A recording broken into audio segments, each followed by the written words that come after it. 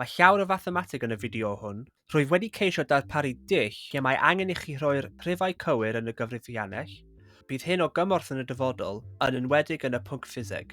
Efallai y byddwch yn cael cwestiwn yn eich arholiad sydd yn dangos llun o gell, ac maent yn gofyn sawl gwaith yn fwy yw'r llun i gymaru gyda'r maint gwirioneddol y gell. Neu efallai bydd yn gofyn beth yw'r maint gwirioneddol y gell i gymaru gyda'r llun sydd wedi ei chwyddo gan swm X. Bydd y fideo hwn yn ymdrin ar dechnegau sydd angen i ateb cwestiynau o'r natur yma. Dyma lun cell, ac mae'r cwestiwn yn gofyn i ni fesur diamedr y llun, ac wedyn cyfrifo faint yn fwy yw'r llun i gymaru gyda maint gwirioneddol y gell. Sylwch fod y cwestiwn wedi nodi maint gwirioneddol fel 10 micrometr. Cyn i ni wneud unrhyw beth gyda phren mesur, dwi eisiau chi sylwi ar pwysigrwydd y unedau mesur, oherwydd gallwn rhedeg mewn i broblemau os byddwn yn anwybyddu nhw.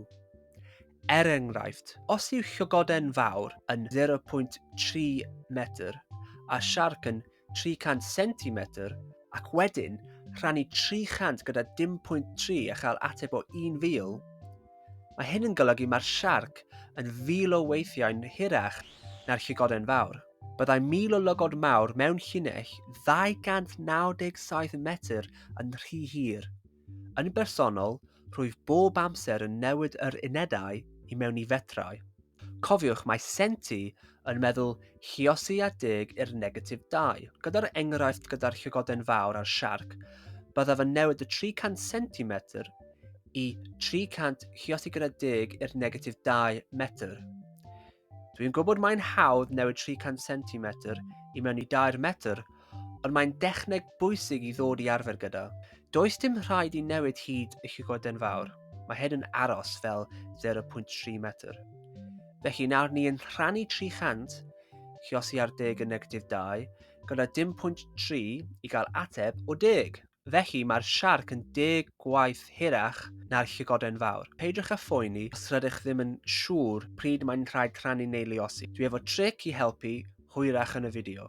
Nôl i'r cwestiwn gwreiddiol. Rydych yn edrych ar y uned mae'r mesuriad pren mesur angen bod mewn. Mae'r cwestiwn yn gofyn am filimetrau. Rydyn yn mesur y llun ac mae'n 40 mm ar draws. Nawr, mae'r cwestiwn yn gofyn faint o waith yn fwy yw'r llun i gymaru gyda maint gwirioneddol y gell, sydd yn 10 micrometr. Yn gyntaf, rydyn yn newid yr unedau mewn i fetrau, felly mae 40 mm nawr yn 40 lluosi a 10 yn negatif 3 metr, ac mae 10 micrometr nawr yn 10 lluosi gyda 10 i'r negatif 6 metr. Nawr, sut ydym ni yn gwybod beth sydd angen cael ei rhannu gyda beth? Dyma driongl hafaliad. Mae'r llythrennau yn sefyll am y canlynol. Mae'r ll yn sefyll am faint y llun, mae'r g yn sefyll am faint gwirioneddol, ac mae'r ch yn sefyll am chwyddhad neu faint yn fwy. Ni angen y chwyddhad, felly dwi am orchuddio'r ch a ni efo ll ar dop ac g ar y gwaelod.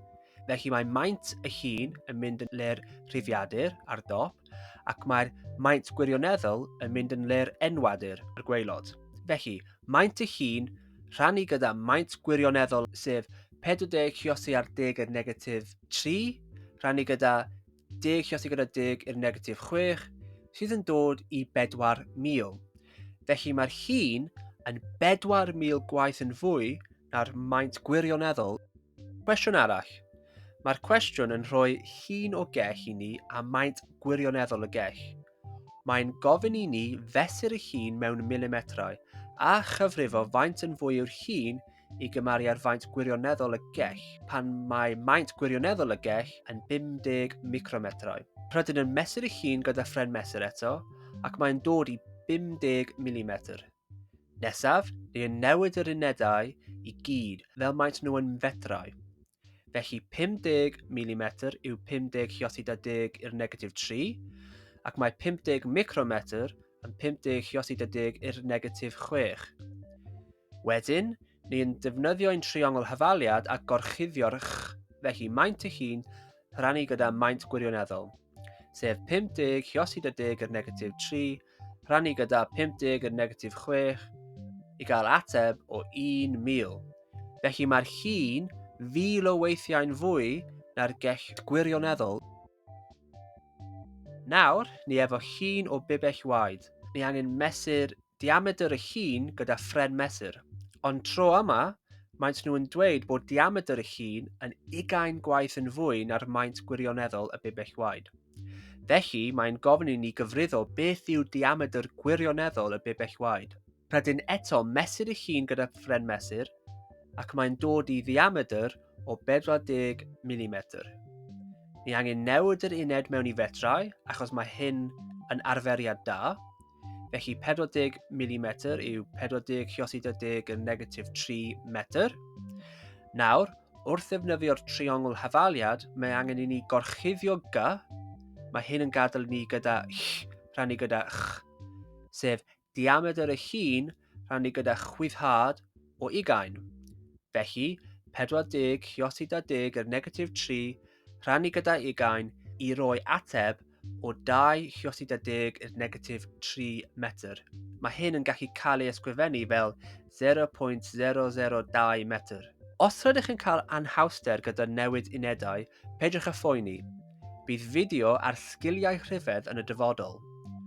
Yn y wers nesaf, byddwn nhw'n edrych ar gelloedd arbenigol a disgrifio lefelau trefniadaeth mewn organebau.